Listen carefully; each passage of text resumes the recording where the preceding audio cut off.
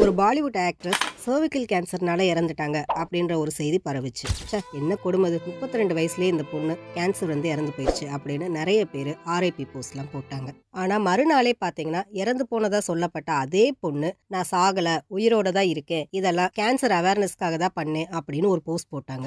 இதை பார்த்த எல்லாருக்குமே அதிர்ச்சியாகவும் அதே நேரத்துல கொஞ்சம் எரிச்சலாகவும் தான் இருந்துச்சு. இவங்க இந்த மாதிரி பண்றதெல்லாம் ஒன்றும் புதுசு கிடையாது. கொஞ்ச நாளைக்கு முன்னாடி இவங்க ஹஸ்பண்ட் மேலேயே ஒரு கம்ப்ளைண்ட் கொடுத்தாங்க. ஆனா கொஞ்ச நாள் கழிச்சு பாத்தீங்கன்னா அவர் ஜெயில இருந்து ரிலீஸ் ஆகி இப்ப 2 பேரும் ஒன்னா தான் இருக்காங்க. எதுக்கு இதெல்லாம் அப்படின்னு யோசிச்சோம்னா, மக்களும் மீடியாவும் தன்னை பத்தி எப்பவும் பரபரப்பா பேசிக்கிட்டே இருக்கணும். பினான்ஸ் மினிஸ்டர் நிர்மலா சீதாராமன் அவர்கள் சர்வைக்கல் கேன்சருக்காக பட்ஜெட் ஒன்று அலகேட் பண்ணியிருந்தாங்க. இது நடந்த மறுநாள் தான் பூனம் பாண்டே அவர்கள் இறந்துட்டதா, அதுவும் சர்வைக்கல் கேன்சர்ல இறந்துட்டதா ஒரு நியூஸ் வந்துச்சு. உண்மையிலேயே இந்த கேன்சர்னால அஃபெக்ட் ஆனவங்க நிறைய பேர் இருக்காங்க. அவங்களுக்குலாம் அந்த ஒரு நாள் எவ்வளவு பயம் வந்திருக்கும். இதெல்லாம் கொஞ்சம் கூட யோசிச்சு பார்க்காம அவேர்னஸ் வீடியோ அப்படின்னு போடுறது எவ்வளோ பெரிய முட்டாள்தனம்.